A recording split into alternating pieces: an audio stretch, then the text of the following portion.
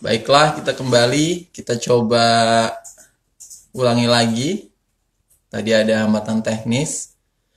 Kita sudah live lagi. Saya menunggu Mbak Apri yang akan menjadi partner diskusi Saturday Night with Let's Talk kali ini. Ya, halo Mbak Apri.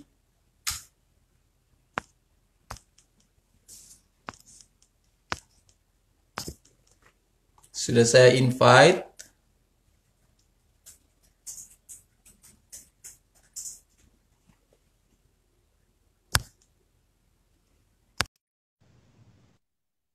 Sudah masuk sekarang?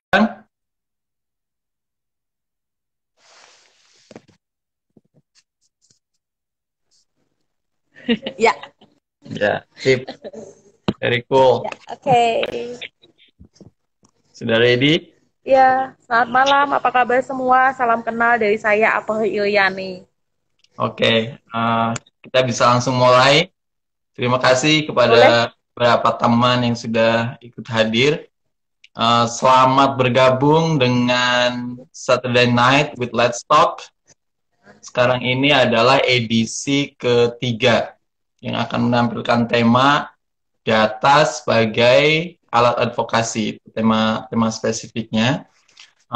Kita akan berdiskusi dengan Mbak Apri Iriani, seorang database dan communication spesialis. Nanti kita lebih kenal lagi siapa Mbak Apri Iriani ini. Sebelumnya saya ingin kenalkan dulu apa itu Saturday Night with Let's Talk. Ini adalah program khusus yang dikelola oleh teman-teman forum keluarga Let's Talk yang isinya itu mereka yang memiliki ide yang sama atau gagasan yang sama tentang Let's Talk untuk apa namanya membangun budaya atau tradisi bicara lebih bebas dan seterusnya tentang seks dan seksualitas walaupun tidak terbatas tentang seks dan Nanti seksualitas. gue tambahin. Memiliki banyak sumber daya di forum ini, makanya kita coba berdayakan melalui kegiatan-kegiatan diskusi seperti Saturday Night with Let's Talk ini. Kita sudah memasuki edisi ketiga, dan sekali lagi saya highlight tema kita kali ini adalah advokasi sebagai data sebagai alat advokasi. Baiklah, langsung kita mulai ke inti acara kita diskusi bersama Mbak Apri Iriani. Karena waktu kita akan habis langsung 1 jam ya. Kita akan habis sekitar jam 9 lebih 5. Sekali lagi selamat malam dan selamat bergabung dengan Saturday Night with Let's Talk. Mbak Apri, terima kasih sudah berkenan menjadi partner diskusi saya kali ini. Sama-sama. Ya, kita akan banyak diskusi tentang pentingnya data, bagaimana membangun kesadaran terhadap data, baik secara spesifik maupun secara lebih luas dalam arti karena kita sekarang sedang ada dalam era yang dibanjiri oleh informasi, oleh pengetahuan, bagaimana kita bisa melakukan sortir dan membangun tradisi budaya atau tradisi dan budaya data yang lebih kuat, berani melakukan verifikasi, berani melakukan pengujian, tidak malas melakukan cek sumber dan seterusnya, dan mencoba menggunakan data-data sebagai upaya untuk transformasi, baik transformasi personal maupun transformasi sosial. Mbak Apri, kita udah saling kenal. Saya sendiri udah mengenal Mbak Apri. Saya juga punya pegang CV-nya yang lumayan cukup cukup panjang. Mbak Apri banyak terlibat di dunia data-dataan. Saya tahu Mbak Apri tinggal di Semarang. Mbak Apri juga lulusan Unpad. Iya. Tapi saya ingin biar kita lebih dekat, Mbak Apri cerita sendiri. Siapa sih Mbak Apri ini? Introduce yourself. Mbak Apri ini siapa? Uh, Sekolahnya di mana? Sekarang posisinya di mana? Tinggal di mana? Supaya teman-teman yang sedang mendengar sekarang tahu lebih dekat siapa Mbak Apri. Silakan, monggo Mbak Apri Ya, terima cerita kasih sendiri. sebelumnya. Terima kasih sebelumnya buat Mas Walid dan terima kasih atas kesempatan yang sudah diberikan Lestok. sebelum saya memperkenalkan diri, saya hanya ingin sedikit menjelaskan bahwa ini sebenarnya bentuknya seperti diskusi aja. Ini lebih banyak bercerita tentang pengalaman saya, tapi saya juga ingin mendengar apa pengalaman dari rekan-rekan sekalian, memberikan respon, memberikan tambahan pengalaman yang memang berkaitan dengan tema kita malam ini, seperti itu. Nah, saya sedikit jelaskan, saya adalah April Yani, saya lulusan S1 Komunikasi dari Fakultas Ilmu Komunikasi Universitas Padjadjaran. Selama 10 tahun ini saya memang banyak bekerja di lembaga sosial. Saya juga dengan banyak isu yang beragam, mulai dari isu lingkungan, isu air bersih, sanitasi atau STBM. Habis itu pernah juga sempat terjun di isu bencana, dan terakhir ini saya memang lebih banyak concern ke isu pendidikan inklusif atau untuk anak berkebutuhan khusus. Nah, sekarang saat ini saya tinggal di Semarang. Pekerjaan saya saat ini memang saya lebih banyak freelance atau mandiri karena sudah hampir 2 minggu ini saya resign dari tempat kantor saya yang lama karena saya memang ingin mengejar minat atau passion saya untuk pendidikan inklusif. Jadi saya lebih banyak mendampingi anak-anak inklusif yang ada di rumah. Seperti itu. Menarik, Mbak Apri. Biasanya orang yang bergelut dengan data itu lebih suka sendiri ya. Iya. Kita punya image kalau orang yang bergelut dengan data itu konotasinya wah pasti nerd, dia sukanya ngutak-ngatik angka aja, IT dan Pojokan, ya, pojokan kantor. ya di pojok kantor ada orang lewat juga tadi siapa ya nggak tahu misalkan kayak gitu. Tapi Mbak Apri ini lain, data justru membuat Mbak Apri banyak terlibat di isu-isu sosial yang sangat penting dari mulai soal air bersih, bencana, dan sekarang sampai ke isu inklusif untuk para difabel. Data justru mendorong Mbak Apri untuk terlibat lebih sensitif dan lebih sensitif terhadap isu-isu sosial seperti dan itu sangat banyak dari sekian banyak pengalaman kita bisa dengar tadi begitu beragam isu yang menjadi concern dan menjadi target sensitivitas dan partisipasi sosial Mbak Apri. Tapi kita pengen tahu nih apa bedanya jadinya ya setelah Mbak Apri cerita tadi. Apa sih yang dilakukan Mbak Apri selama ini dengan menggabungkan satu terlibat terhadap data, tapi sisi lain juga mencoba mengaplikasikan di isu-isu sosial yang tadi. Jadi gimana nih secara praktis data kemudian masuk ke isu-isu sosial tadi? Bisa diceritain apa aja sih yang dikerjakan lewat kegiatan-kegiatan yang Mbak Apri cerita tadi? Oke, kalau pengalaman pertama yang berkaitan dengan data itu waktu saya memang jadi bagian informasi komunikasi wilayah untuk CDPT, untuk program STBM di Sumba NTT selama 2 tahun. Itu memang tugas saya pertama itu merekap kegiatan sehari-hari staf lapangan, seperti meliputi nama atau tema kegiatan, tujuan kegiatan, isi kegiatan, jumlah peserta, stakeholder, dan hasil kegiatan. Yang kedua, saya melakukan monitoring lapangan bersama stakeholder, dan hasil kegiatan dari monitoring lapangan itu apa. Nah, terus setelah dari monitoring, itu kita lakukan verifikasi juga. Itu jadi kalau monitoring itu untuk petugas kelurahan, verifikasi itu untuk petugas kecamatan, dan nanti hasilnya itulah yang akan menentukan apakah desa ini siap untuk dikatakan desa sadar STBM. Seperti itu, karena memang kita harus mendapatkan hasil monitoring dan verifikasi 100%.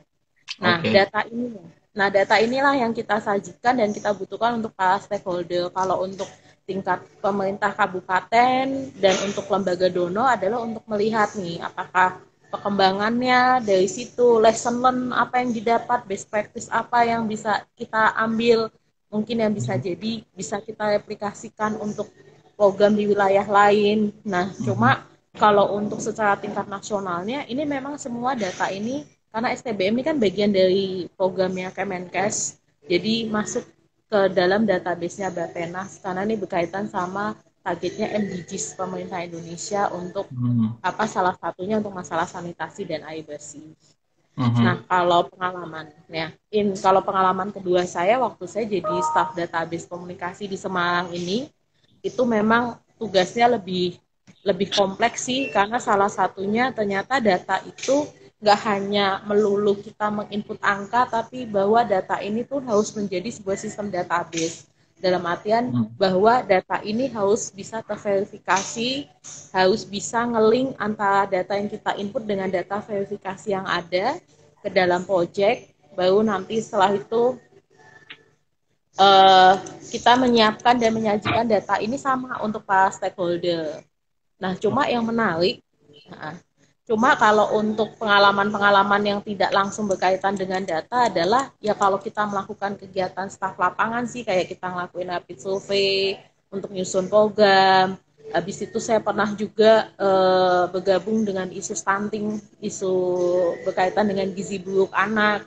Itu kita mendampingi para ibu-ibu kantin untuk menyediakan makanan yang sehat untuk Mhm. dikonsumsi untuk anak-anak sekolah. Nah, itu kita harus harus eh, menyusun data itu bahwa apakah ada kaitan antara penyediaan makanan home food yang sehat dengan apa namanya dengan program stunting yang ada di 100 SD sekota Hmm. Kabupaten Bogor seperti Oke. itu.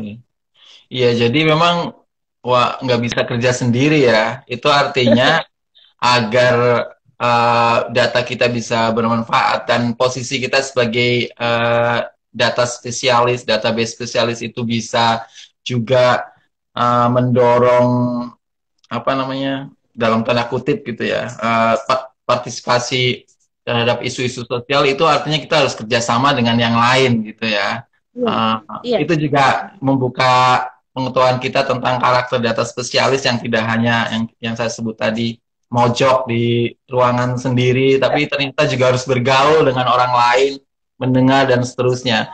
Jadi ini iya, juga iya, juga image yang harus dibongkar gitu loh. Data iya, spesialis iya, berarti harus ngendon di kamar sendiri, ngutang-ngatik sendiri, kayak gitu mikirin data sendiri, tapi harus dikomunikasikan dengan orang lain.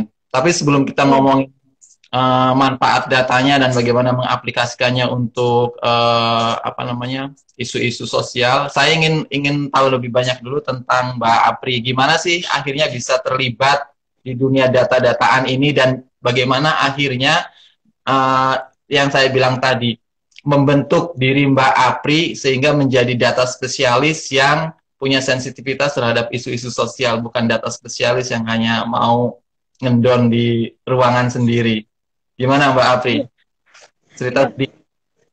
Oke, oke. Pertama sih, ya saya bisa berada di dunia database dan komunikasi ya. Pertama memang karena ada kesempatan faktor pekerjaan ya. Sekali lagi data itu ternyata tidak hanya berkaitan dengan dunia IT, tapi dengan dunia sosial. Seperti saya komunikasi pun juga juga apa namanya memiliki andil juga untuk program-program yang saat ini sedang saya jalani gitu.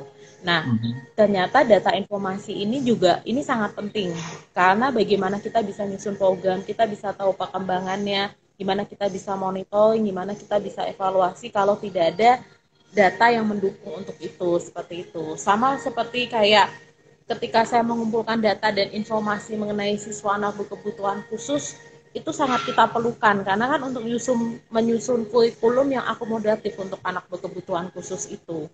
Dan Mhm. iya, nah, seperti itu. Dan dari data yang kita dapat pun juga kita ingin mendapatkan saran atau rekomendasi dari pihak terkait tentang apakah kurikulum ini sudah sesuai dengan kebutuhan si anak atau tidak seperti itu. Nah, itu Mhm. data-data itu bisa kita kumpulkan melalui observasi atau pengamatan, wawancara pada orang tua, kunjungan sekolah ataupun kunjungan ke rumah.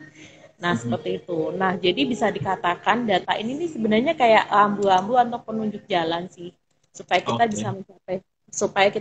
mencapai tujuan. Kita bisa katakan program ini berhasil atau tidak, bahkan kendalanya ada di mana, mencari Mhm. solusinya juga dari data. Ya kayak dokter aja sih Mas, jangan Ya. sampai pasien mengeluhkan sakit gigi tapi kita kasih obatnya sakit perut kan tidak kan Mas. Seperti itu. Iya. Mhm. Iya. Ya, jadi itu ya salah satu yang memotivasi Mbak Apri untuk terlibat karena melihat pentingnya data sebelum kita melakukan sesuatu, sebelum kita melakukan intervensi dan seterusnya. Tanpa data, intervensi kita bisa jadi keliru. Bahkan kalaupun nggak keliru ya mungkin tidak tepat dan tidak akurat ya. Tapi sebenarnya Iya. kita kan selama ini juga punya problem gitu loh. Nggak semua orang dalam tanda kutip ahli atau punya kemampuan baik teknis maupun non teknis terkait data. Bagaimana mencari data juga susah. Kita disuruh mencari data A, siapa sih yang harus diwawancara, apa aja sih yang harus menjadi tema wawancaranya, seperti itu. Ini juga butuh skill kan, butuh Iya. kemampuan khusus. Kira-kira kalau kalau kita mau terlibat di dunia data-dataan, khususnya data yang bisa diaplikasikan untuk kebutuhan advokasi, untuk mendorong partisipasi masyarakat, itu persiapan apa sih yang harus kita lakukan? Training apa atau pendidikan semacam apa? Kita mungkin nggak semua orang harus seperti Mbak Apri kuliahnya communication atau kuliah khusus mengambil pendidikan data, tapi ada nggak sih jalan khusus yang membuat kita juga bisa punya kemampuan sedikit banyak tentang data ini? Kira-kira ada nggak? Eh, Atau perlu lembaga khusus untuk membuat kita juga tahu punya skill tentang perdataan ini? Atau harus selalu kuliah ke Unpad? Gak juga sih Mas. Pertama ini sih Mas, kalau berkaitan sama data Mas, kita harus tahu juga sih. Yang pertama adalah bahwa eh sebentar, ya. Jadi kita harus tahu. Contohnya kayak data ini tuh sebenarnya kita harus tahu dulu isu atau masalah apa yang mau diangkat. Oke. Isu atau masalah apa dulu yang mau diangkat.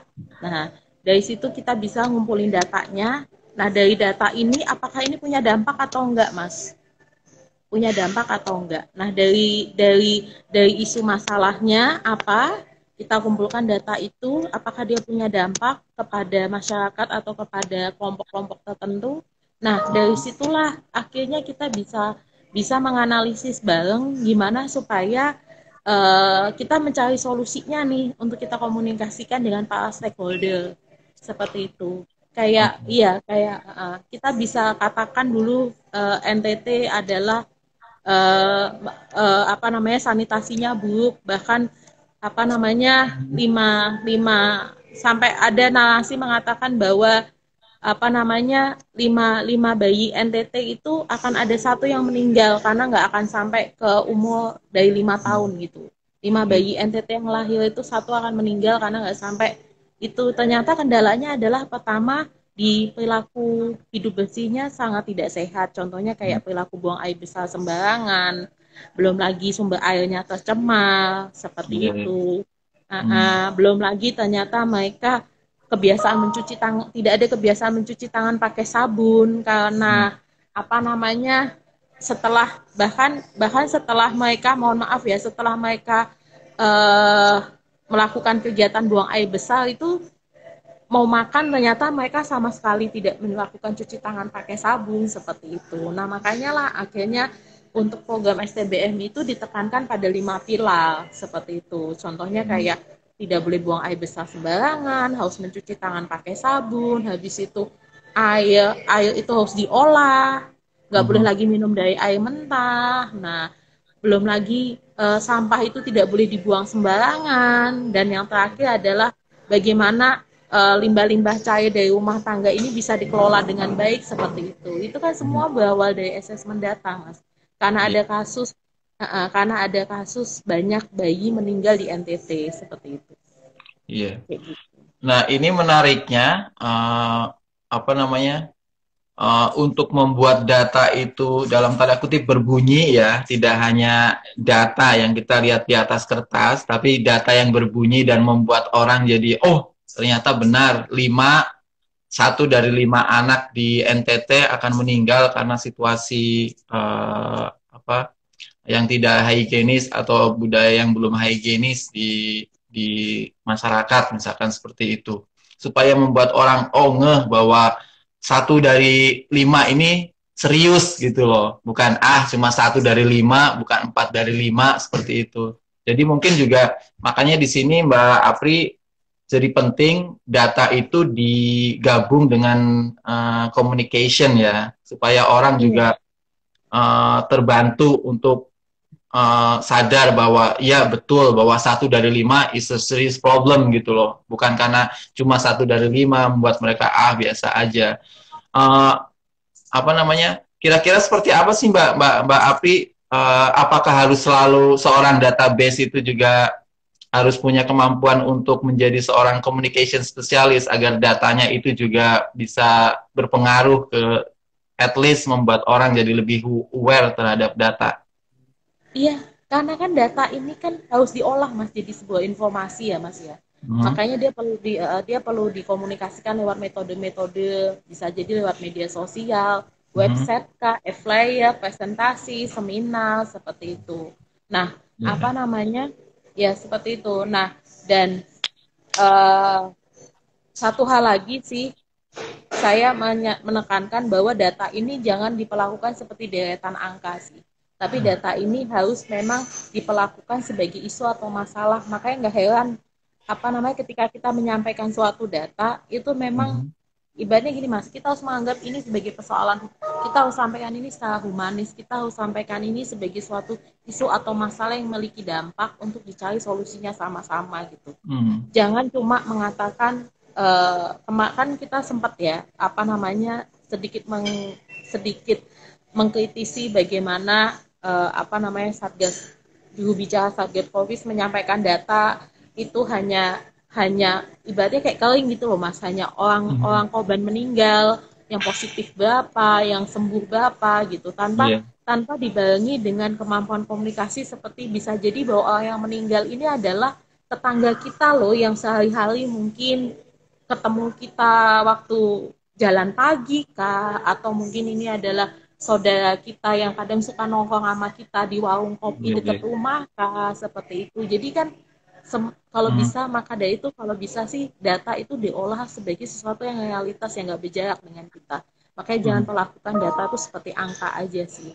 Seperti itu, Mas. Itu poin yang sangat penting. Kita sering menganggap data itu hanya sekedar number, statistik, nggak ada bahkan nggak sama sekali nggak merepresentasikan atau nggak mengindikasikan realitas nyata gitu ya. Kita anggap data itu terpisah dengan kenyataan. Makanya kita juga terlihat cuek, nggak peduli seperti itu. Jadi penting sekali di sini apa namanya membuat data itu bisa menjadi sesuatu yang membuat orang sangat aware gitu loh, bahwa data ini adalah representasi dari kenyataan sosial. Kita bukan hanya harus aware, tapi kita juga harus sama-sama berpikir bagaimana mencari solusinya. Kayak tadi Mbak Apri kasih contoh soal COVID gitu ya. Tiap hari juru bicara COVID menyampaikan data, tapi kita juga lewat begitu aja, kerumunan tetap ada, misalkan kayak gitu. Juga data tentang kematian ibu dan anak, misalkan lewat begitu aja, kita nggak pernah tahu, nggak pernah merasa perlu terlibat gitu loh, bahwa sebagai individu pun kita bisa melakukan upaya setelah mendengar data-data yang disampaikan itu, membuat kita aware bahwa ini adalah representasi dari kenyataan sosial yang membuat kita juga harus terlibat 1-2 langkah agar masalah-masalah yang di mana data itu muncul tidak bisa kita selesaikan bersama gitu ya. Mungkin itu yang juga sangat penting, menggabungkan data dengan kemampuan, bukan sekedar kemampuan, dengan kemampuan komunikasi, dengan bagaimana mengolah data supaya menjadi sumber buat mencari solusi, misalnya kayak gitu. Bahkan solusi orang yang sekedar mendengar. Kita selama ini menyampaikan data kepada target-target tertentu supaya si target bisa terlibat. Padahal dengan mendengar data pun kita seharusnya bisa membuat kita aware atau sadar bahwa ini adalah representasi serius dari masalah sosial yang sangat serius. 1 dari 5 anak meninggal itu adalah masalah yang serius. Kita juga harus berpikir meskipun kejadiannya jauh di NTT misalnya kayak gitu. Tiap hari angka COVID naik, ini adalah serius gitu loh. Ternyata angkanya naik terus. Bagaimana caranya supaya kita sebagai individu pun bisa terlibat agar angka-angka ini bisa terkontrol, nggak terus meninggi. Kita harus tahu bahwa menyampaikan data artinya di publik, artinya itu bukan cuma untuk sasaran tertentu, tapi membuat orang aware this is a serious problem, seperti itu. Tapi masalahnya sekarang mungkin lebih rumit ya, Mbak Apri. Oke, sebelum ke pertanyaan yang lain, saya mau nyapa teman-teman dulu. Terima kasih yang sudah bergabung. Kita punya Mbak Apri Iriani di sini, seorang database and communication spesialis yang punya banyak sekali pengalaman dalam mempersiapkan program, kemudian mengevaluasi program dengan menekankan pentingnya data agar program-program itu benar-benar bisa berhasil, bukan cuma berhasil tapi mempunyai intervensi yang lebih valid dan akurat sehingga tingkat keberhasilannya itu lebih tinggi. Mbak Apri tinggal di Semarang, salah satu anggota dari keluarga Let's Talk, forum kumpulan berbagai sumber daya yang dikelola oleh Let's Talk. Selamat bergabung lagi di Saturday Night Let's Talk with Let's Talk live di Instagram. Ya. Juga ada untuk teman-teman difabel tuli, biasanya kita menyediakan CBI atau juru bahasa isyarat di tiap-tiap kegiatan Let's Talk, tapi lewat Instagram ini kita nggak bisa menyediakan karena memang fiturnya nggak ada. Jadi kita coba tetap acara ini aksesibel untuk teman-teman tuli dengan cara menyediakan notulensi. Ira, salah satu founder Let's Talk, berusaha untuk mencatat poin-poin dari diskusi ini sehingga teman-teman difabel tuli bisa tetap mengikuti kegiatan ini yang meskipun tanpa juru bahasa isyarat. Balik lagi Mbak Apri, kita tahu ada problem seperti segregasi antara data sekedar sebagai number atau sebagai statistik dengan kenyataan. Orang nggak sadar kalau data itu adalah representasi dari masalah yang serius di lapangan, representasi atau mewakili kenyataan sosial yang sangat serius. Kita sering menganggap bahwa data itu ya cuma data, cuma angka, nggak memperlihatkan ada masalah serius di sana, sehingga kita juga setelah dengar, untung didengar gitu ya. Bahkan setelah dengar juga lewat begitu aja. Oh, tadi si Pak A menyampaikan data tentang COVID. Ya udah, besok juga mungkin ada lagi kok, diumumin lagi, udah biarin aja misalnya kayak gitu. Apalagi mungkin sekarang kita juga punya problem yang lebih serius lagi untuk membuat masyarakat aware dan mau terlibat serius memanfaatkan data untuk sekedar terlibat kalaupun tidak berkontribusi terhadap solusi, at least tidak memperkeruh atau menambah jumlah masalah misalnya kayak gitu. Yaitu terkait data ya. Saat ini kita hidup di dunia yang begitu mudah mengakses informasi, mengakses pengetahuan, bahkan pengetahuan kita bangun kita bisa langsung dapat informasi.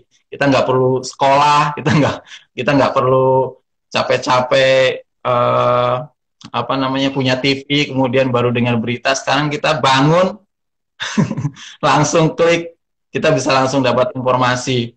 Cuma masalahnya di tengah mudahnya akses terhadap informasi, di sisi lain kita juga jadi bukan saja lebih malas memverifikasi informasi yang ada atau data yang ada, kita bahkan senang dengan informasi instan gitu ya, tanpa memverifikasi sumber. Bahkan informasi yang dari meme, dari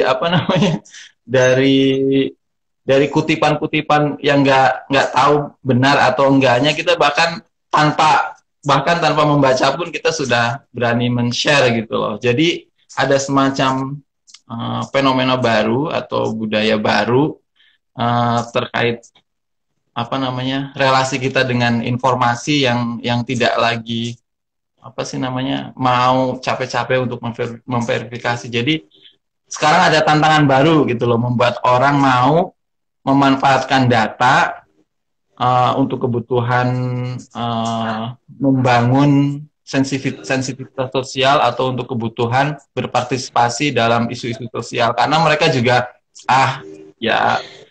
cuma senang cuma senang menyampaikan data atau informasi tanpa mengolah supaya data itu bisa bermanfaat. Jadi gimana sih Mbak Apri mungkin punya opini sebagai orang yang banyak terlibat di dunia data ini untuk membangun apa namanya untuk mengcounter lah dalam tanda kutip seperti itu ya, supaya orang itu tidak lagi minimal mereka mau apa namanya apa tidak lagi mudah terlibat di budaya instan mengakses informasi kayak gitu. Karena gimana mungkin kita mau mengolah data kalau kita masih terlibat di attitude yang instan tadi gitu loh. Jadi gimana sih sekarang Mbak Apri punya opini nggak untuk mengcounter supaya orang itu nggak lagi instan apa namanya mengakses data, mengakses informasi, mereka juga mau sebelum men-share, mencerna dulu lah gitu loh, informasi ini valid apa enggak, sumbernya apa, misalnya kayak gitu. Karena kalau tradisi instan ini terus ini, bahkan informasi-informasi yang bukan sekedar nggak valid, tapi informasi bohong sekalipun kita langsung share gitu ya. Sebagai seorang data base dan komunikasi spesialis, ada suggestion apa sih membuat orang jangan lagi gitu loh, sebelum men-share informasi, tolong dong diolah dulu gitu loh, dipikirkan dulu data ini benar atau enggak, data ini valid apa enggak, gimana sih membangun culture of data yang seperti itu supaya orang nggak mudah men-share, tapi berusaha mencerna dulu dan berusaha untuk capek-capek dulu deh memvalidasi informasi seperti itu, dan akhirnya setelah kita apa namanya biasa untuk memvalidasi, kita juga biasa untuk mengolah data itu untuk kebutuhan yang lain yang sifatnya transformatif dan seterusnya. Jadi seperti Mbak Apri inilah gitu loh, apa namanya terhadap data lebih mengontrol diri gitu loh. Seperti itu. Gimana Mbak Apri? Punya opini nggak atau suggestion? Iya, pertama Mas, kita harus melakukan data ini. Pertama, kalau kita ingin bekerja di dunia data based and komunikasi, pertama kita harus punya rasa sensitivitas dan disiplin ya. Punya rasa sensitivitas dan disiplin yang tinggi gitu. Dalam artian gini, saya akan ambil contoh sedikit dari pengalaman saya di pendidikan inklusif. Walaupun memang ini tidak berkaitan langsung dengan sebuah data statistik sih, tidak. Cuma ini data dan informasi ini berkaitan langsung dengan ketika saya menyusun sebuah program pendidikan atau kurikulum untuk anak berkebutuhan khusus yang saya dampingi seperti itu.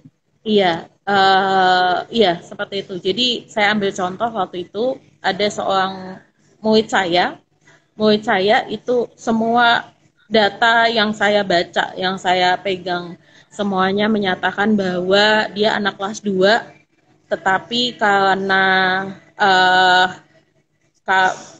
karena dia mengalami hambatan mental, akhirnya dia diperlakukan seperti anak TK. Seperti anak TK. Nah, waktu itu yang membuat saya sangat akhirnya saya harus mempunyai rasa sensitivitas ketika orang tuanya, ibunya terutama, karena kan dia sehari-hari dengan ibunya bertanya pada saya, bilang, Mbak Apri, apakah benar memang anak saya ini kemampuannya anak kelas 2 SD, tapi dia kemampuannya seperti anak TK, dia diberi tugas, disusun kurikulumnya, modifikasinya adalah seperti anak TK gitu. Karena anak saya itu Mbak Apri kalau di rumah dia bisa membaca, bisa menulis seperti itu. Tapi kenapa dia diberi tugas seperti ini gitu kan. Terus akhirnya saya coba bongkar-bongkar lagi data-data yang dia punya, assessment yang pernah dilakukan, observasi dan wawancara yang pernah dilakukan. Akhirnya saya bilang sama ibunya, Ibu,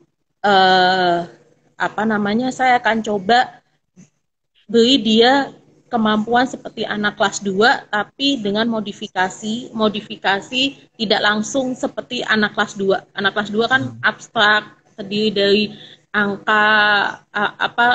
angka dan bilangan gitu. Saya akan lebih banyak contohnya kayak kalau bicara dengan angka berarti coba dengan simbol gambar gitu. Kalau memang dia berhasil lolos dengan ini, saya akan pertimbangkan dia bahwa memang kemampuan dia kurikulumnya bisa untuk dibuat seperti anak kelas 2 seperti itu.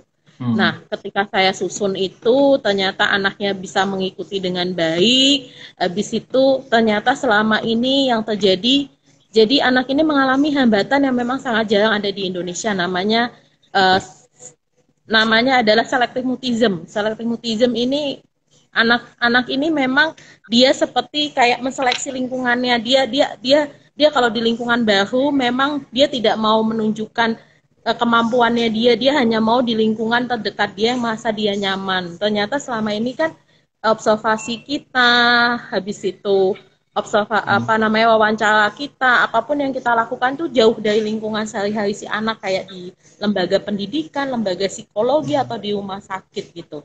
Akhirnya saya bilang bahwa ini memang harus ada partisipasi dalam artian bahwa kita emang harus melakukan kunjungan ke rumah gitu. Nah, ketika akhirnya tim kami lakukan kunjungan ke rumah, barulah di situ kemampuan anak berkembang, kita baru tahu gitu. Banyak. Nah, daripada kemampuan dia di sekolah, di lembaga pendidikan tempat kita, atau enggak di lembaga psikolog, di rumah sakit tempat dia terapi segala macam, ternyata dia di rumah dia justru berkembang lebih baik gitu. Dan akhirnya barulah saya bisa bayangkan kalau seandainya saya tidak sensitif, saya tidak disiplin, saya tidak mencoba untuk terus menggali informasi dan data-data yang ada, saya nggak bisa bayangkan kalau selama ini kita telah salah memperlakukan dia anak kelas 2, tapi kita perlakukan dia seperti anak TK. Itu aja sih. Jadi dari situ saya merasa bahwa jadi dari situ saya ngerasa bahwa kita harus punya sensitivitas dan disiplin, bahwa data ini memang harus diperlakukan sebagai suatu isu atau masalah, suatu realitas. Jikalau yang harus kita terus coba telusuri, gali terus, mencari mencari solusinya yang terbaik seperti apa gitu sih, Mas. Iya. Saya gunakan ini ya, contoh yang lain ya, walaupun nggak berkaitan dengan statistik ya. Silakan. Seperti itu sih, Mas. Saya pikir itu poin yang sangat penting, pengalaman pribadi, masalah yang kelihatannya simple, tapi bagaimana menjadikan data dan menjadikan diri kita sebagai orang yang memperlakukan data sebagai hal penting, membuat bukan hanya intervensi kita menjadi lebih akurat, tapi kita juga menjadi orang yang bagian dari upaya untuk membuat persoalan-persoalan itu lebih bisa punya solusi yang benar gitu ya, yang lebih valid seperti itu. Jadi memang kita harus membayangkan di balik pertama di balik data itu ada masalah sosial. Yang kedua, bahwa perilaku kita terhadap data juga punya efek terhadap masalah tersebut.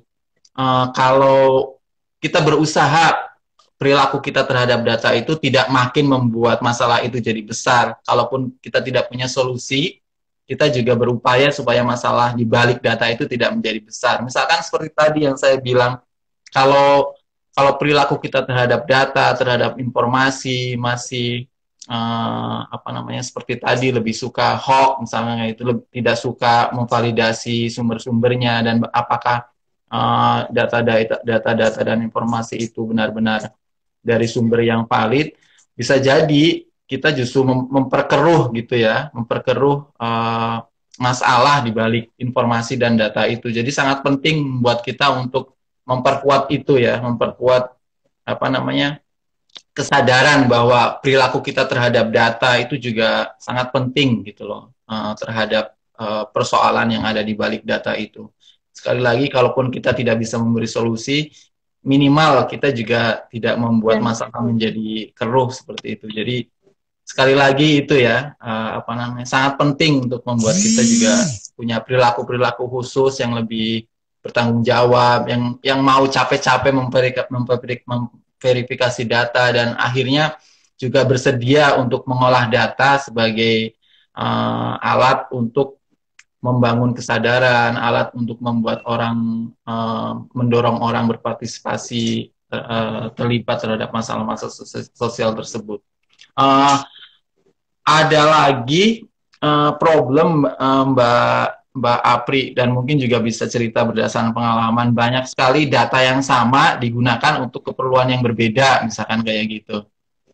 Ya syukur-syukur kalau data, penggunaan perbedaan data itu tidak sampai pada pembuatan keputusan gitu ya. Tapi kadang-kadang juga sama datanya keputusan yang diambil beda, misalnya kayak gitu. Kalau dari segi respon mungkin kita masih bisa apa namanya, masih bisa terima lah, misalkan kayak gitu.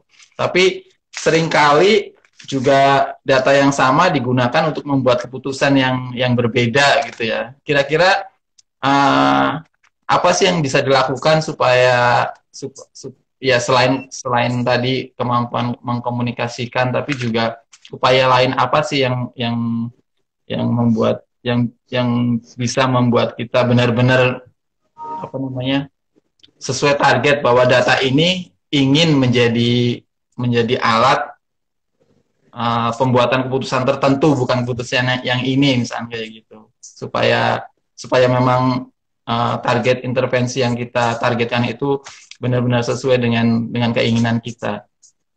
Kira-kira gimana Mbak Apri di lapangan, misalnya kayak gitu?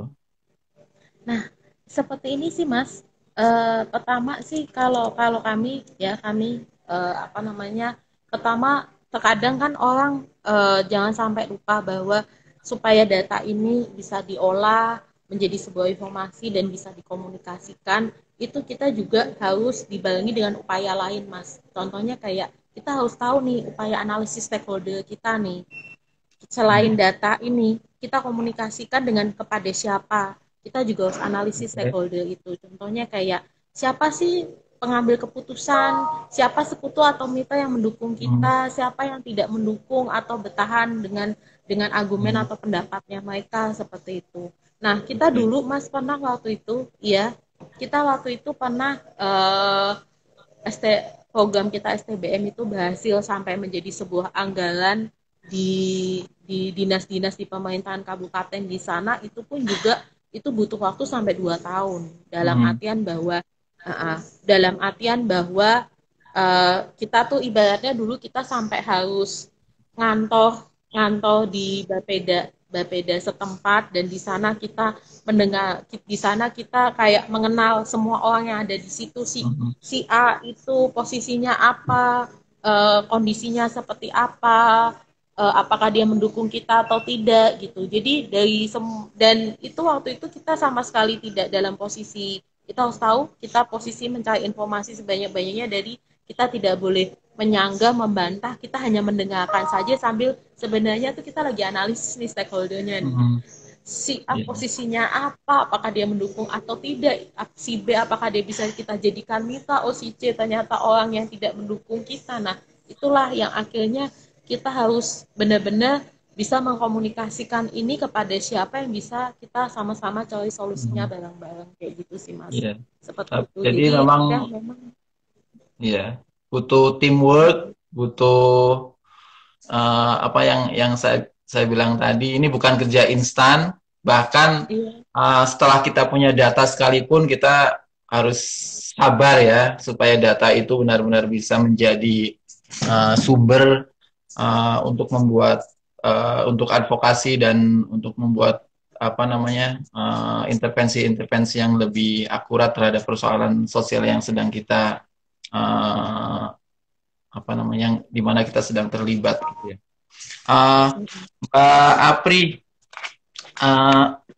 waktu kita posting flyer untuk acara ini, apa namanya, ada salah satu komen dari Mbak Ita Fatyana, dia bilang ini acara sangat penting nih, apalagi untuk NGO, untuk LSM yang biasanya melakukan apa namanya program gitu ya, program advokasi, seringkali nggak berbasis data gitu ya. Kira-kira menurut Mbak Ati benar nggak sih kayak gitu, banyak NGO kita atau lembaga-lembaga swadaya kita yang memang belum punya apa namanya kebiasaan gitu, kalaupun kita nggak menyebut itu tradisi, belum punya kebiasaan untuk membuat membuat program advokasi atau intervensi tertentu dengan terlebih dahulu menyiapkan data. Benar nggak sih Mbak Apri? Pengalaman Mbak Apri gitu.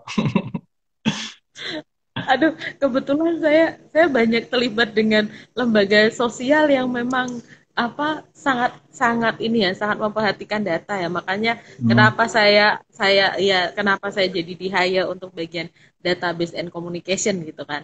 Uh, Cuma saya sih sungguh sangat disayangkan sih. Sungguh sangat disayangkan apa kalau seandainya sebuah lembaga sosial tidak berangkat dari data itu akan hmm. sangat terlihat kok nanti ketika dia dalam menyusun sebuah program itu apakah ada keterkaitan antara program yang dia susun, implementasi di lapangannya, atau Hmm. bagaimana cara dia pasti tidak punya alat monitoring dan evaluasi yang tepat. Itu aja sih, Yeah. seperti itu sih. Itu bisa Yeah. terlihat kok Mas, maksudnya antara antara apa yang direncanakan, apa yang diimplementasi dilakukan, menjalankan program dan monitoring dan evaluasinya pasti apa Hmm. namanya akan sangat tidak tidak akan sangat amburadul lah menurut saya seperti itu. Yeah. Walaupun sebenarnya ya kalau kalau kita berangkat dari data, kita punya berangkat dari data, assessment kita bagus, rapid survey kita bagus segala macam, itu malah justru untuk kita menjadikan itu sebagai alat advokasi itu akan mudah karena kan dalam advokasi itu kan juga kita mengenal teknik-teknik persuasi. Kita harus bisa memberi informasi, membuat data ini menjadi masalah bersama, terus bisa kita sajikan dalam bentuk presentasi, bisa kita lobby, kita lakukan petisi atau permohonan, Yeah. memberikan tekanan kepada pemberi kebijakan, dan kita juga bisa lakukan negosiasi atau sebagai penyelesaian konflik. Itu sih Mas. Yeah. Ya. Mungkin dalam beberapa hal benar kritik bahwa banyak NGO atau lembaga-lembaga swadaya masyarakat kita itu tidak melalui proses melakukan intervensi atau pembuatan program berdasarkan data. Mungkin mungkin dalam beberapa hal itu benar, nggak semua NGO melakukan seperti apa yang dilakukan oleh Mbak Apri dengan lembaganya ya. Tapi mungkin kita perlu perlu juga menyadari problemnya. Mungkin karena memang uh, bukan sekedar karena kita nggak mau tapi nggak mampu gitu loh, nggak bisa bayar orang khusus misalkan kayak gitu. Sementara NGO itu juga sangat tergantung dengan dana donation ya, donasi dari lembaga-lembaga lain, dan mungkin juga lembaga yang ngasih lembaga donornya juga nggak mau kalau program itu dibuat terlebih dahulu dengan membuat data misalnya kayak gitu. Jadi ya akhirnya seperti itu, ya udahlah bikin aja langsung programnya kayak gitu. Jadi mungkin sekali lagi tadi kerjasama dengan mereka yang sudah terlibat di perdataan itu menjadi sangat penting untuk mengatasi problem membuat program atau intervensi tanpa data itu. Artinya sebenarnya di sana ada banyak orang seperti Mbak Apri yang bisa diajak kerjasama untuk ayo kita siapin dulu datanya gitu loh. At least untuk diskusi kalau kita mau bikin bikin program ini apa aja sih yang harus informasi dan data apa aja sih yang harus disiapkan misalkan kayak gitu. Bahwa sebenarnya kita punya banyak sumber daya seperti Mbak Apri ini yang bisa diajak kerjasama gitu ya. Jadi apa namanya problem kita nggak punya dana khusus nih buat menyiapkan data sebelum melakukan intervensi karena donornya juga nggak mau ngasih misalnya kayak gitu, jadi bisa diatasi seperti itu. Apa namanya mungkin juga pengalaman-pengalaman ini seperti ini menjadi penting gitu ya, bahwa uh, apa namanya mungkin sebenarnya datanya juga sudah ada gitu loh, data tentang kekerasan seksual di masyarakat tertentu. Mungkin kalau dicari kita nggak perlu memulai dari awal gitu ya, asal ya itu pertama kita punya kesadaran pentingnya data sebelum melakukan program. Jadi ya kita kita cari dulu secara maksimal apa yang bisa dilakukan gitulah sebelum ada excuse karena memang dananya nggak ada. Uh, Apa namanya kita juga bisa bisa kerjasama dengan baik individu atau lembaga-lembaga tertentu yang mungkin bisa membantu kita menyiapkan data itu gitu ya. Uh, tapi sebenarnya ada cara lain nggak sih Mbak Apri untuk membuat teman-teman apa namanya lembaga-lembaga swadaya masyarakat NGO ini lebih aware tentang pentingnya data sebelum membuat program atau melakukan rencana intervensi masalah tertentu? Gini sih Mas, makanya perlunya kerjasama atau kolaborasi ya Mas dengan pihak lain. Contohnya Hmm. kalaupun memang kita tidak bisa mendapatkan data primer yang kita harus lakukan sendiri gitu, Hmm. kita juga bisa kok dapetin data dari sekunder gitu. Contohnya Ya. seperti lembaga saya dulu waktu saya sanitasi untuk pengolahan sampah padat di DKI Jakarta, itu kita justru malah dapat datanya dari dinas kebersihan setempat. Contoh dalam artian bahwa gini, kita tahu nih kapasitasnya TPA Bantar Gebang kan semua sampah dari DKI Jakarta semua dipindah ke TPA Bantar Gebang ya Mas ya. Kita Ya. tahu nih kapasitasnya TPA Bantar Gebang itu berapa dan sampah yang diproduksi oleh DKI Jakarta itu berapa gitu. Hmm. Nah, ternyata kan terjadi kelebihan kan. Contohnya BTA Bantar Gebang hanya mampu menampung katakanlah 100 ton per hari. Nggak taunya sampah yang diproduksi oleh Jakarta berdasarkan data dari Dinas Kebersihan ada 150 ton per hari kan itu masalah, Mas. Bisa Ya. jadi masalah kan. Nah, akhirnya ya udah kita susun gimana kita akhirnya menyusun program dari data itu gimana supaya sampah 150 ton ini tidak semua masuk ke Bantar Gebang, artinya apa? Artinya harus diolah nih dari sumber Hmm. nih, harus diolah dulu Ya. dari sumber. Iya, di apa dalam artian bahwa dikurangilah volume sampah yang dibuang di Bantar Gebang. Nah, di sumber ini di mana? Ya di masyarakat. Akhirnya kita dampingilah masyarakat untuk mengelola sampahnya sendiri secara mandiri supaya tidak semua masuk ke Bantar Gebang. Kan bisa Iya. dari situ.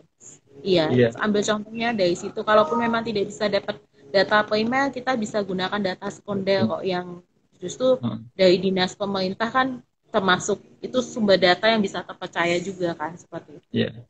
Yang juga poin menarik tadi, sepertinya apa namanya kita juga harus aware sama kemampuan gitu ya.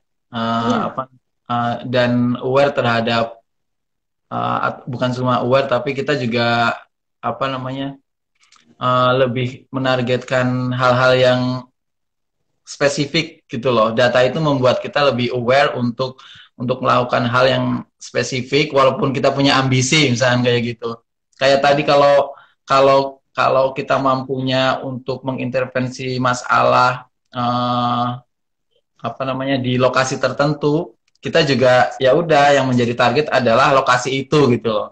Artinya itu juga untuk memudahkan kita menyiapkan data gitu loh. Kita ingin membuat program di desa A misalnya gitu. Kita nggak perlu mencari data sekabupaten kan kayak gitu. Karena iya, yang menjadi target adalah desa itu aja. Itu artinya juga selain memudahkan juga juga apa namanya membuat intervensi kita itu lebih lebih akurat kayak gitu. Kadang-kadang kita kan seperti itu, data kekerasan seksual yang diambil adalah data nasional, padahal intervensi kita itu cuma untuk kecamatan A gitu loh, seperti itu.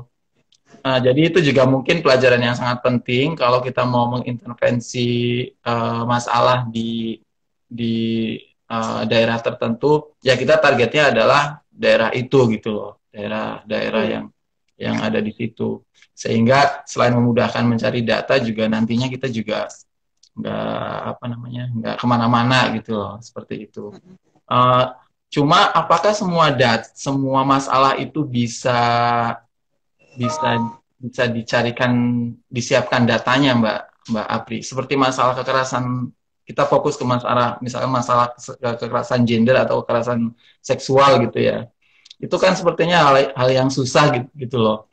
Uh, Sedetail apa sih gitu loh data yang bisa kita cari untuk masalah-masalah seperti kekerasan seksual, kekerasan gender yang dimana orang juga masih sulit sekali untuk bicara gitu loh. Ada suggestion nggak Mbak Afri untuk masalah-masalah tertentu seperti itu, di mana orang juga nggak biasa untuk ngomong, untuk terbuka. Jadi cari datanya juga mungkin nggak mudah. Selain LSK tadi ya. yang saya bilang kita lokalisir, tapi juga gimana membuat orang lebih mau informasinya itu dijadikan data sebelum kita melakukan intervensi. Iya. Gini Mas, apa namanya? Iya dari tadi Mas Fahri juga sempat ngebahas tentang gender dan kekerasan. Jadi sebenarnya kan memang masalah gender kan tantangan kita tuh kan dia masih berkutat di ranah domestik ya. Alih-alih mau dibawa ke ranah publik gitu. Nah, saya sih harapan saya ini sebenarnya harapan saya ke depan bahwa begini selama ini kita selama ini kita banyak berkutat pada bahwa menunggu si perempuannya ini menjadi korban dulu dan akhirnya kita siapkan sistem di mana dia bisa mengadu untuk itu gitu. Sistem di mana dia bisa mengakses kalau mereka jadi korban apa yang harus mereka lakukan gitu kan. Nah, ini akhirnya saya jadi ini yang akhirnya ini ada satu contoh sebuah lembaga sosial yang cukup bagus sih saya melihatnya bahwa ternyata mereka ingin bagaimana supaya sebelum perempuan ini jadi korban, kenapa kita nggak melatih dan mendampingi perempuan-perempuan ini menjadi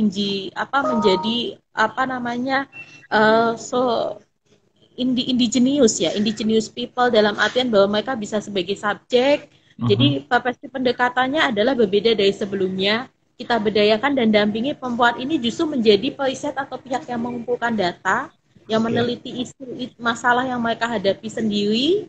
Seperti itu karena kemarin saya sempat menemukan bahwa ada seorang periset masalah gender dan disabilitas itu adalah perempuan cerebral palsy. Yang selama ini kita menganggap bahwa orang-orang yang memiliki hambatan atau disabilitas adalah orang-orang yang tidak akan mampu melakukan kegiatan-kegiatan atau kerja-kerja sosial seperti ini. Ternyata tidak. Dia adalah seorang perempuan cerebral palsy. Jadi saya pikir justru malah dari kalangan mereka sendiri itulah Mas, akhirnya mereka mau terbuka, kan emosional bondingnya terbangun Mas, akhirnya mereka jadi mau terbuka, mau berbicara tentang masalah yang mereka hadapi seperti itu, kayak gitu. Bahkan hal menarik sih kemarin saya sempat ikut webinarnya tentang akomodasi hukum untuk penyandang disabilitas, ternyata ada ketentuan bahwa juru bahasa isyaratnya tidak harus pakai sertifikat kok. Juru bahasa isyaratnya justru bisa berasal dari kalangan orang-orang dari sekitarnya mereka yang memang terbiasa mendampingi orang-orang disabilitas ini gitu. Seperti itu. Itu sih. Jadi saya harapannya sih semoga kita bisa punya perspektif atau pendekatan yang berbeda dari sebelumnya sih Mas untuk masalah ini. Iya, Apri, waktu kita hampir habis. Baik. Sekitar 2-3 menit lagi. Pertama, sebelum tutup, takut nanti tutup mendadak, saya atas nama Let's Talk mengucapkan banyak terima kasih sudah bersedia untuk berbagi pengetahuan dan pengalaman yang sangat penting ini terkait data dan bagaimana mengaplikasikannya untuk kebutuhan advokasi masalah-masalah sosial. Ternyata masalahnya nggak simpel gitu ya, nggak cuma ayo kita cari data, manfaatin data, masukin ke database, kemudian sampaikan ke ke pengambil kebijakan atau kita publikasikan ke masyarakat supaya masyarakat aware. Ternyata banyak sekali yang harus disentuh, harus diubah bahkan ya cara berpikir kita, attitude kita terhadap data dan informasi sekalipun, dan semuanya itu butuh kerjasama. Tapi yang paling penting adalah butuh kesediaan kita untuk berpikir bahwa data itu penting karena ini merepresentasikan realitas sosial yang sangat serius. Data bukan sekedar angka, tapi data adalah alat masuk supaya kita juga bisa mengetahui dan akhirnya bisa sedikit banyak memikirkan dan memberi solusi terhadap masalah-masalah sosial di mana data itu muncul seperti itu. Kita akan lebih banyak lagi berdiskusi soal ini untuk teman-teman yang tertarik dan ingin tahu lebih banyak bagaimana pengalaman Mbak Apri, bagaimana Mbak Apri menerapkan ini di kegiatan-kegiatannya, di program-programnya juga mungkin bisa menimba banyak ilmu dari Mbak Apri. Silakan kontak Let's Talk atau silakan follow akun Instagram Mbak Apri, Apri Iriani ya, sehingga bisa banyak belajar lagi. Atau kalau ingin diskusi lagi seperti ini, silahkan. Saya pikir Mbak Apri juga akan sangat senang untuk berbagi ilmu lagi, karena saya pikir waktu sejam ini sangat tidak cukup untuk menggali semua informasi penting tentang hubungan data dan advokasi hubungan data dengan masalah-masalah sosial, dan bagaimana pengalaman Mbak Apri terutama itu yang paling penting untuk menjadi seorang data spesialis tapi juga punya awareness yang sangat tinggi, sensitivitas yang sangat kuat terhadap masalah-masalah sosial. Jadi data kita bermanfaat, data kita itu punya punya pengaruh terhadap upaya-upaya untuk menyelesaikan atau mengatasi masalah-masalah sosial yang berkembang di masyarakat seperti itu. Untuk yang sudah hadir, terima kasih banyak. Mbak Apri, nanti kita lanjutkan diskusi kita di forum yang lain ya, yang baik di forum Let's Talk atau yang lainnya. Tapi sebelum ditutup, saya punya 2 informasi kegiatan Let's Talk yang akan datang. Untuk edisi 4, nanti kita akan diskusi tentang apa namanya? Maaf, ini ada Allegra. Diskusi tentang pentingnya upaya-upaya membangun awareness terhadap isu-isu disabilitas atau difabel dengan Mas Rafindra, seorang kolumnis di media difabel. Itu nanti sekitar 2 minggu yang akan datang. Kita akan punya program yang sama seperti ini. Dan minggu depan, hari Minggu, tanggal 8 November, kita juga punya forum talk show serial ke-6 yang dikelola Let's Talk. Kali ini temanya adalah pendidikan seks dan seksualitas, pengalaman para muslim. Ini khusus belajar bagaimana beberapa muslim ini mempraktekkan gitu loh ya, pendidikan seks dan seksualitas baik di keluarganya ataupun di luar keluarga. Nanti 8 November informasi lebih detailnya akan kita sampaikan di media-media sosial yang dikelola Let's Talk. Nanti tapi catat dulu, 8 November kita akan punya talk show seri 6 yang temanya itu adalah pengalaman muslim terkait pendidikan seks dan seksualitas. Mbak Apri, sekali lagi terima kasih banyak juga yang sudah hadir. Moga-moga nggak bosan ya ikut kegiatan Let's Talk dan bersedia untuk bermanfaat. Sangat bermanfaat. Juga untuk teman-teman yang lain, kita punya website. Silakan menulis, manfaatkan website itu untuk berbagi pengetahuan. Terima kasih Mbak Apri juga yang sudah rajin mengirimkan tulisannya. Nanti acara ini akan ada di Instagram TV-nya Let's Talk. Jadi buat yang tidak bisa mengakses dan mengikuti kegiatan langsung live kali ini, semoga bisa menontonnya di Instagram TV-nya Let's Talk. Mbak Apri, selamat malam. Terima kasih banyak. Stay safe ya, corona masih di sana. Iya. Buat semuanya juga selamat malam. Terima kasih. Assalamualaikum warahmatullahi wabarakatuh. Selamat malam semua, semoga tadi bermanfaat. Ya, terima kasih. Ya.